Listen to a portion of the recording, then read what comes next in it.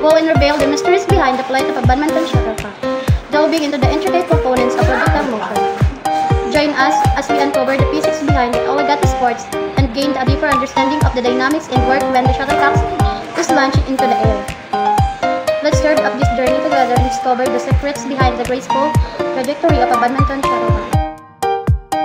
Close your eyes and imagine a badminton player executing a powerful movement, sending the shuttlecock hurtling off the air with incredible speed and precision. As the shuttlecock raises speed, follows a graceful arc before gracefully sending into the opponent side of the court by wide dose. The shuttlecock takes such a cavity path to the air. What forces are at play here? Today we're embarking on exploration of projectile motion.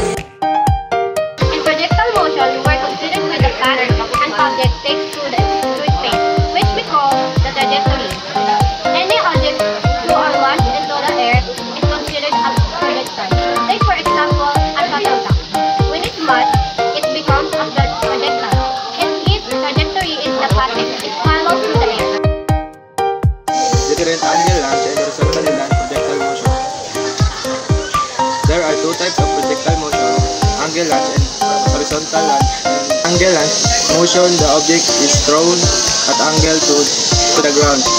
As it moves upward, its velocity decreases until it reaches its peak.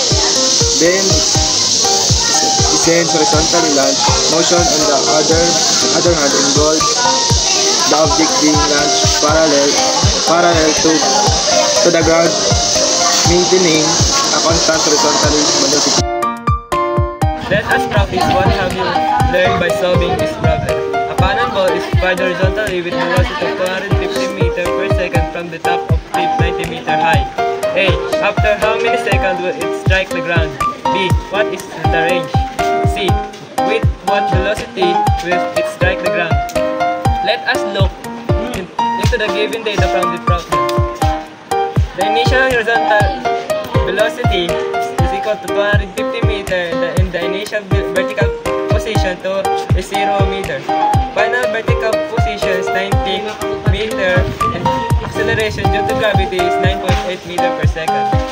Initial vertical velocity is 0 meters per second considering its horizontally launched and at a certain height from the horizontal ground. Initial horizontal position is 0.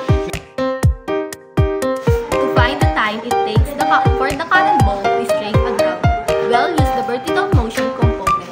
Since the initial vertical velocity is 0, we can use the equation y sub y equal y sub I plus b sub I y time minus 1/2 kg times square.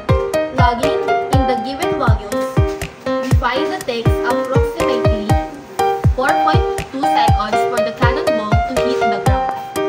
Now, let's determine the range, which is the horizontal distance traveled by the cannonball.